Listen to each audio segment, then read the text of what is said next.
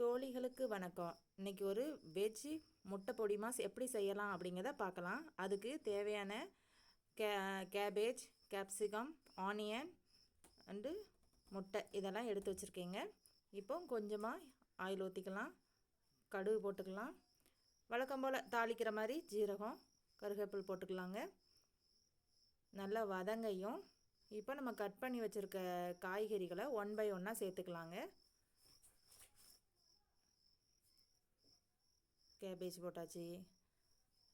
இப்போ இதுக்கு தேவையான உப்பையும் சேர்த்துக்கலாங்க. காய்கறிகள் நல்லா வதங்கட்டும். அதுக்குள்ளே நம்ம முட்டையை பொடி மாஸ் பண்ணிடலாங்க. அதுக்கு கொஞ்சமாக ஆயில் ஊற்றிக்கலாம், முட்டையை உடைச்சி சேர்த்துக்கலாங்க.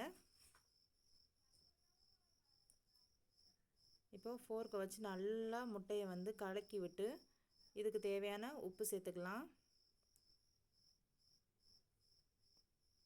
கொஞ்சமாக பெப்பர் சேர்த்துக்கலாம், மஞ்சத்தூள் கொஞ்சம் சேர்த்து நல்லா பொடி மாஸ் பண்ணிக்கலாங்க முட்டையை. இப்போ இந்த சைடு காயெல்லாம் நல்லா வதங்கிடுச்சுங்க. இந்த ஸ்டேஜில் நம்ம வறுத்து வச்சுருக்க முட்டையை அதை சேர்த்துக்கலாங்க.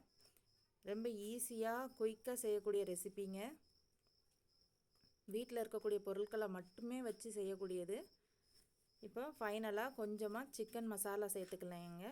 இது முட்டை வாசனை வராததுக்காக சிக்கன் மசாலா சேர்த்துக்கிறேன். ஃபைனலாக கொரியாண்டர் சேர்த்துக்கிறதுங்க. அவ்வளோதான், இது முடிஞ்சு. இப்போது மசாலா சப்பாத்தி செய்கிறதுக்காக நான் மாவு பிசைஞ்சு வச்சுருக்கேன். இப்போ இதில் சப்பாத்தி உருட்டிக்கலாங்க. தேவையான அளவு உருண்டையை உருட்டி அதை சப்பாத்தி தேய்ச்சிக்கலாங்க.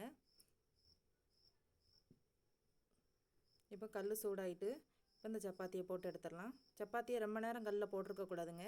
திருப்பி திருப்பி விட்டு இந்த மாதிரி அழுத்தம் கொடுத்து எடுத்தோன்னா சப்பாத்தி நல்லா சாஃப்டாக இருக்குங்க. இப்போ ஓரளவு சப்பாத்தி நல்லா வெந்துருச்சு. இந்த ஸ்டேஜில் நம்ம ஆயில் போட்டு எடுத்துக்கலாங்க.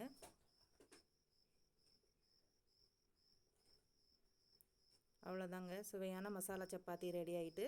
நைட்டு டின்னருக்கு ஒரு சூப்பரான ரெசிபிங்க. செஞ்சு பார்த்து எப்படி இருக்குன்னு சொல்லுங்கள். தேங்க்யூ.